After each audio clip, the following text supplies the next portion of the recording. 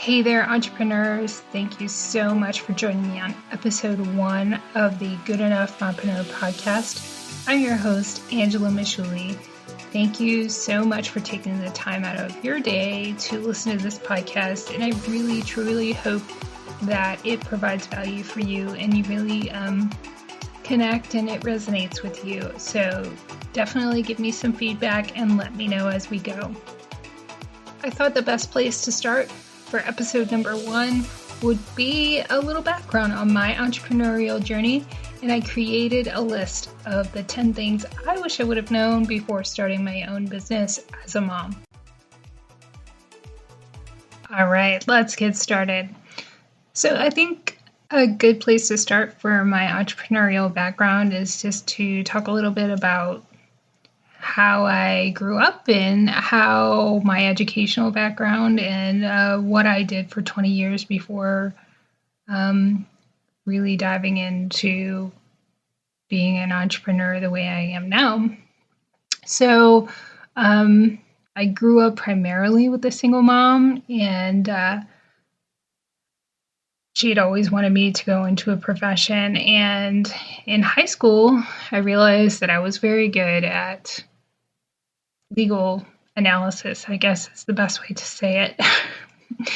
But after high school, I took a temporary job that turned into a permanent job as a paralegal in an international law firm in Chicago to kind of figure out whether I liked the legal industry or not and whether I would go to law school. And it turned out that I really loved the paralegal profession and all of the skills that it required fit me well, from research and organization to supporting attorneys in their caseload and all of the things that entailed. I did that for several years, and then I decided that I wanted to go to law school, and I applied to a few law schools. And I didn't get into the ones that I wanted. And about the same time, I met my husband, who was in the Air Force. So law school was really not something that was going to fit into moving around the country a lot as a military spouse. So I had to have the difficult conversation with my mother that law school was not in her daughter's future, which was very difficult for her to understand and process.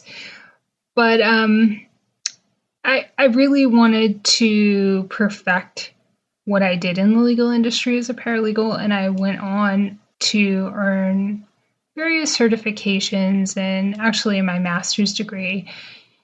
Thought that once I got my master's degree that I would, in the very hierarchical structure in the legal industry for paralegals and support staff, that I would finally gain a little bit more respect and be given even more difficult work and kind of gain a little more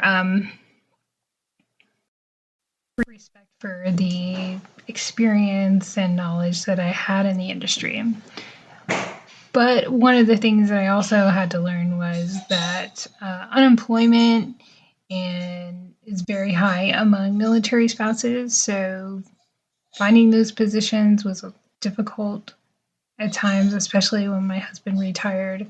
I applied for one of my dream corporate positions and ultimately wasn't selected, so I realized that I needed to stop waiting for someone else to give me an opportunity, and I really ramped up my paralegal services business to attorneys. So I did that for several years with good success and made some really great relationships and friendships. And I realized that I still, even though I was providing services myself as a business owner directly to attorneys, there still was a limit on my opportunities and earning capacity. So I, again, was in a position where I didn't want to rely on somebody else, and I wanted to create my own opportunity. So I decided that At the same time, I really loved travel, and I loved how much we traveled as a family in the military. And I had my first cruise experience and realized how much I wanted to bring that same experience to other people and help them understand the importance of taking a vacation and spending quality time with their children. That is so, so important to me as a travel agent. So at the same time that I started my travel agency, it was interesting that I started to meet other women who were business owners and friends of family and different women who I knew who were thinking about starting a business or had started a business and didn't really know how to put it together or design a website or brand what they did or even how to grow their business or sometimes even the confidence to know their worth or charge what they were really worth. So the more women that I kept meeting like that, the more I realized that I could make an impact by providing support and information and creating a community that would really support anybody who wanted to start a business that, like so many of us, I've even struggled with it and I still struggle with it, and you will as an entrepreneur, is really feeling that you're good enough. Because we consistently compare ourselves to other people when really that's not even fair to yourself. So I started some courses and learned all about the travel industry when I started my travel agency, but I started a course on how to blog and learning how to create your own website and creating an Etsy shop. And then ultimately I found myself in a podcasting course where it was an amazing community and something was just drawing me to support all the women out there who need to hear this right now, just like the women that I'm consistently finding in the community that don't know how to grow their business or don't know where to start or really aren't feeling confident enough to take the next step.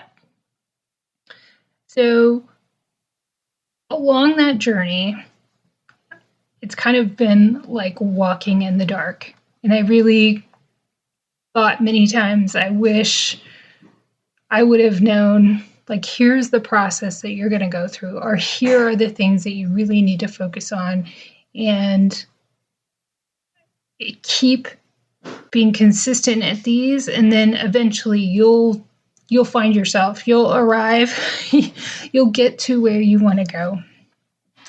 So let's go over that list. So the first one on that list is really learning how to master your time and your productivity. And that's something that anybody is going to always have to keep refining their process. But that is something that I didn't really realize that I would have to be so purposeful about, because as an entrepreneur, there are so many things that you want to achieve and there are only so many hours in a day. And if your kids have a schedule, anything like my kids do, there's school pickup and there are activities and there are all of these other things and they want to have fun all weekend. So, and it's important to spend time with them. But one of the things that number one on my list is you have to focus on your time and your productivity. So along with that time and productivity mastery is really learning how to find your focus. What exactly is it that you want to focus on? Big picture and small picture, like when you have time to sit down and work on a task, really focusing on just that and not the 10 other things that you have going on in your mind is really important. And as we go along in this season, especially season 1, my focus is to try to tackle each one of these 10 things that I think that you should know as a new entrepreneur. So number 3 on the list is just moving and finding a focus on exercise. It is important not only for your physical health, but for your mental health. And there are specific benefits to actually walking outside in nature as opposed to working on a treadmill or in a gym. And I'm really lucky that I live in Florida where I can do that most of the year. And when it gets really hot and muggy, I just choose a better time of the day to do it. Number 4 on my list is balancing relationships. And that, again, like all of these things, are just something you're going to consistently struggle with. But I think half the battle is just knowing what you're going to encounter, knowing what you're going to need to focus on. So balancing those relationships and learning when to shut the computer off, and with really learning how to disconnect when you need to from the business that will always be there. But your time with your family and your children is really limited. So pay attention to the relationships around you. And it's something that's always going to be a work in progress. But realize too that you are working to create the life that you want and that makes you happy. So creating boundaries, learning to say no, and if a friendship isn't serving you, be willing to move on and put yourself first and stop abandoning yourself when it comes to those relationships as well. Number 5 on the list is discovering your worth. This is something really important because so many people don't realize the value of the unique and wonderful gifts that they have. And this is something that I had to realize myself, just related to travel. So many people had mentioned to me that I should become a travel agent, and I thought it was silly. And why would I want to do that? But truly, the opportunity to impact somebody's family vacation memories is really an amazing opportunity, and it's something that I take very seriously. So it took me time to discover my worth in that ability.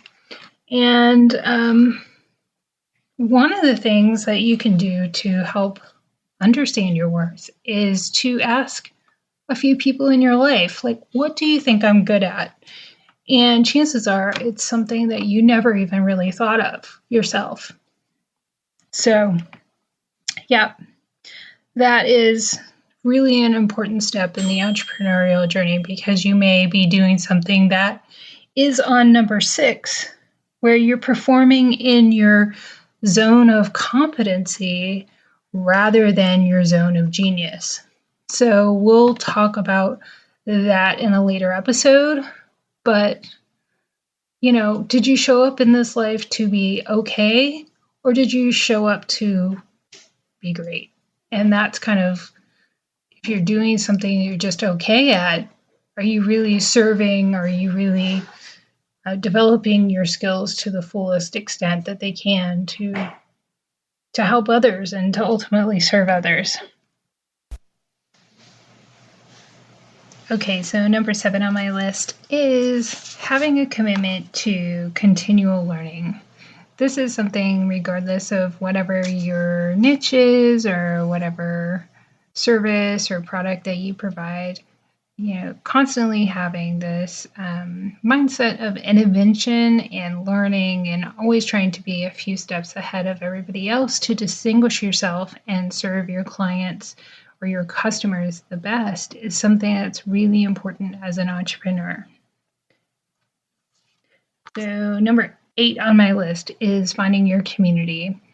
And I can't overstate the importance of this enough, in that being an entrepreneur, it can be very lonely at times, in that there are a lot of people that don't understand why an entrepreneur wants to do what they want to do, and that it seems so much easier to work for somebody else and have a paycheck and live a seemingly happy, stable life that way. But really, in many instances, that's a limiting belief that is going to hold you back from really expanding yourself and really providing that service or product that you were meant to give to the world.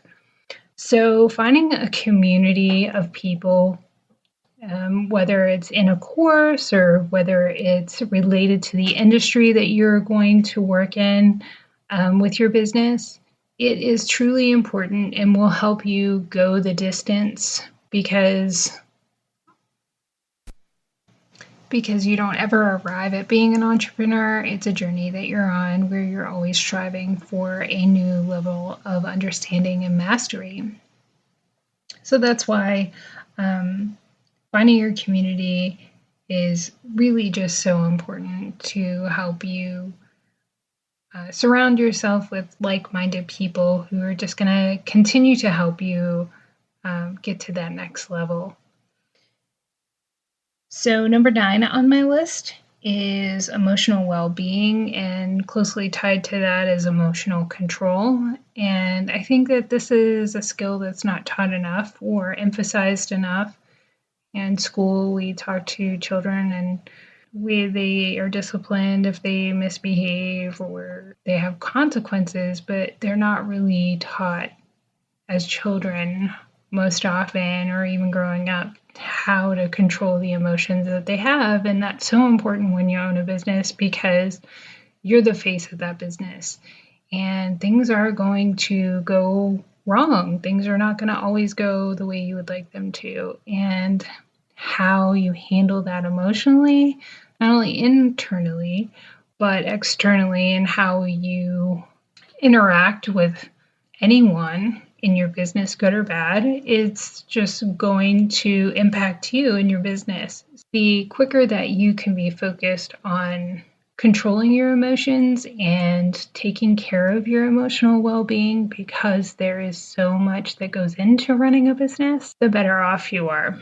Again, all of these are so closely tied together. Number 10 on my list is mindset.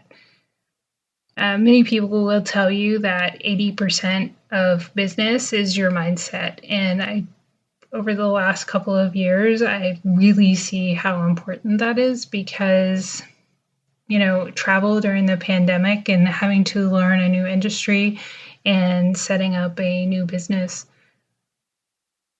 by myself, essentially, during such a difficult time, it's a huge undertaking. And I don't think I realized that at the time. I was very full of enthusiasm and wanted to learn a new industry. But I really had to learn several things to help my mindset and energy so I could go the distance in my business and keep growing and thriving and be prepared when people start traveling again. And that's going to do it for this week's episode of the Good Enough Mompreneur Podcast. I look forward to connecting with you next week on episode 2, and I hope you have a great week. Until then, you can follow me on Instagram at Angela Masciulli, Masciulli, and you can tag me there as well.